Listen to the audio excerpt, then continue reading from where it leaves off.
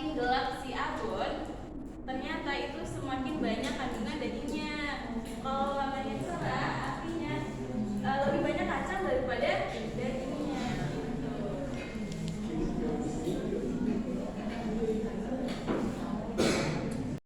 Gampang kan? Terus yang kedua, gimana proses pengolahan daging dalam video? Dan yang ketiga, mengapa kebersihan kandungan dalam proses pengolahan daging? Silakan diskusikan dengan kelompok.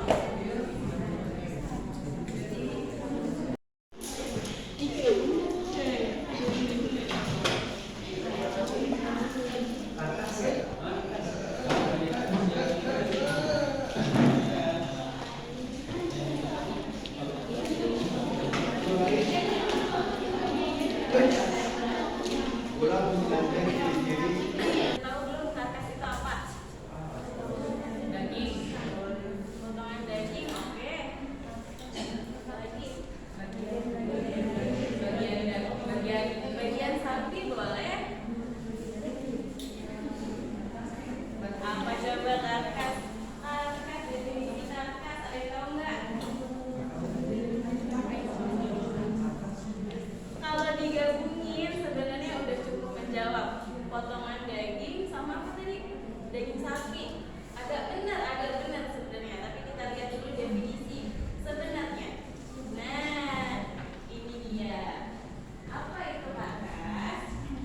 Boleh satu orang bacain? Kamu boleh? Sumpah. Kamu deh.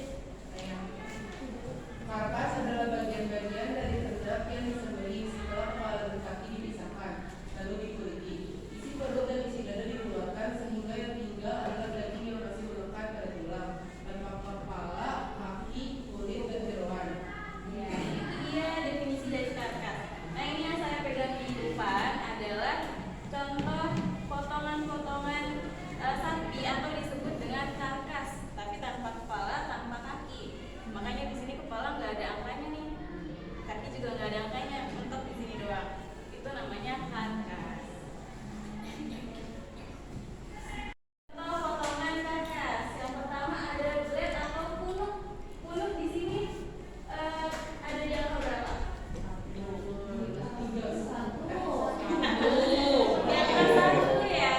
Blade ada di angka 1. Dia posisinya ada di atas nih, di belakang kepala. Makanya namanya punuk. Lalu yang kedua ada cat atau paha depan. Cat yang mana coba?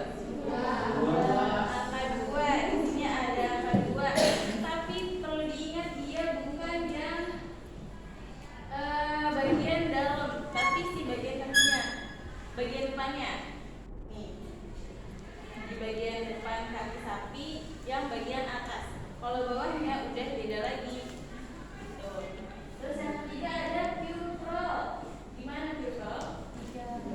Nomor 3. Dia posisinya ada di belakang si apa yang pertama tadi? Gunung. Ada di belakangnya di sini gitu ya. Udah ya. Setelah mempelajari materi hari ini, untuk mengukur nih pengetahuan kalian udah sampai mana, saya mau minta tolong kalian isi pilihan dari depan.